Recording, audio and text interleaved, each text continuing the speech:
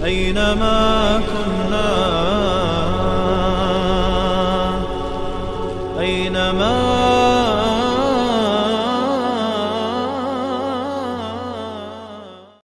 بسم الله والحمد لله والصلاة والسلام على رسول الله.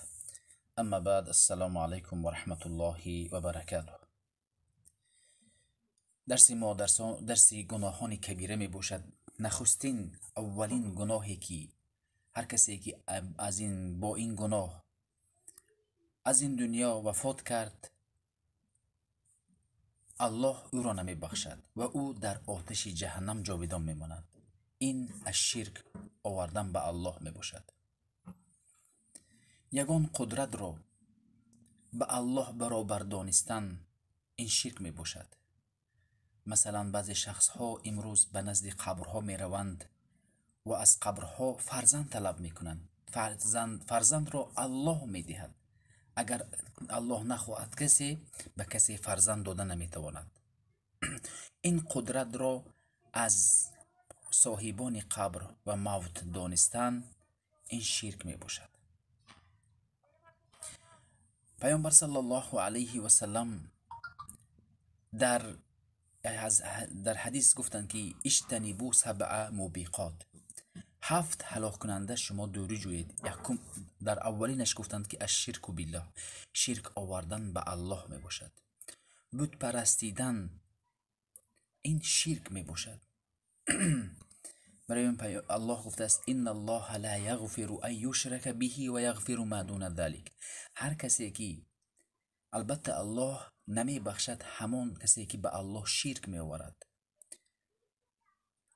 از این دنیا می رود با این شرکش، الله نمی بخشد. و یغفر ما دون ذلك، دیگر گناهان را الله می بخشد.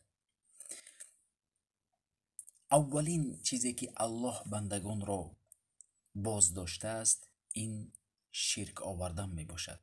فلا تجعلوا لله اندادا و انتم تعلمون. الله می گوید که به الله یگان چیزی را برابر ندانید و در حالی که شما می دانید الله آسمان و زمین را آفریده است. کسی الله و زمین را آفریده می تواند؟ الله رزق دهنده می باشد. در دیگر آیت الله گفته است ان الشرک لظلم عظیم. شرک یکی از ظلم بزرگ می باشد. زیرا باید انسان این اعضاهای این بدنی که داده است باید محافظت بکند، در امان قرار بدهد. وقتی که کسی شرک می آورد بر نفسش ظلم می کند و خودش با این شرک در جهنم جاویدان می ماند.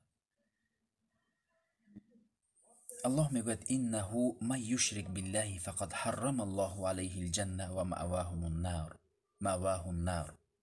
هر کسی که به الله شرک آورد الله جنت را برای او حرام می گرداند و جایگاهش در آتش جهنم می باشد. باید از شرک بترسیم. شرک در عبادت، یگان حیوانی را می گیرید برای یگان مزار، یگان شخص وقتی که ذبح می کنید، این شرک در عبادت می باشد. در قدرت الله قادر است. شما میگوید که این قادری فلان شخص یا اولیاء فلان بود مثل قدرت الله است. این شرک می باشد و شرک در عبادت. برای این قدرت ها و عبادت ها را برای الله باید قرار داد، محض برای الله. این بود معلوماتی کوچکی درباره گناه کبیره این شرک می باشد. برای در کتاب کبائر در ابتدای گناهان کبیره شرک را آورده است. و مثلا الله ما را آفریده است. یحیی علیه السلام وقتی که بر قومشان نصیحت میکنند، میگویند که الله ما رو آفریده است. مثلا یک شخص به بازار می رود، یک برده رو، غلام رو می خرد. سپس غلام برای او مهنت خدمت نمی گذارد. آیا این شخصی که خریده این برده رو خریده است، آیا از این بردهش راضی می شود؟ همه قوم میگویند که البته نه، زیرا او خریده است، به خدمت خودش خریده است. و یحیی علیه السلام میگویند که این چنین الله ما رو آفریده است تا او رو عبادت بکنیم.